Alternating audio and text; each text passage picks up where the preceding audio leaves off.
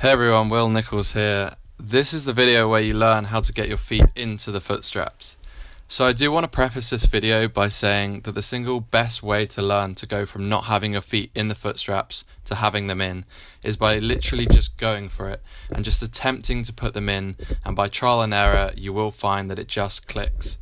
However, I do appreciate that a lot of people learn in different ways, so I'm going to break it all down and show you what I do. So let's start right at the beginning.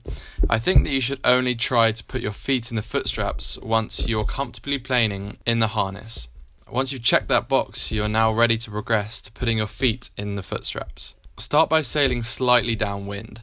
The key through this whole process is keeping enough mast foot pressure so that as you move your weight back, there is still a force pushing the board down, preventing you from stalling. Okay, so you're heading slightly downwind now, and for me, in this situation, I do a few pumps to get me onto the plane. As you can see, my front foot is currently near the UJ, with my back foot between the two sets of foot straps and over the center line. As I begin to power up and feel the board rising out of the water and onto the plane, I begin to shuffle my feet closer to the straps. I gradually move my front foot to the point where my heel is touching the strap. My back foot has also moved, but only slightly further back. Now it's time to put my feet in, so I'm going to start with the front one first. So to be extra sure, I'll take a little glance at the foot strap, and it really is just a glance, before literally just going for it and placing my foot inside the strap. And now it's easy to see that by having your foot already so close to the strap, the movement isn't so big and doesn't really affect the board as you move. Remember, mast foot pressure is key, so keeping the power and the speed on is essential. Right, now the slightly trickier part, putting the back foot in. It might seem scary, but when I was learning to put my back foot in, I would often bear away.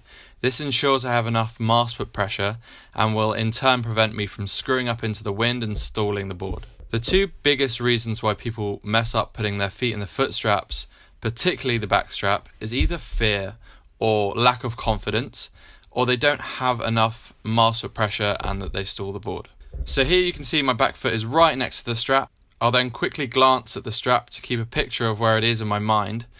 But really, if you can do it without looking, that is ideal, because as soon as you start to look down, again, you'll probably lose speed and stall.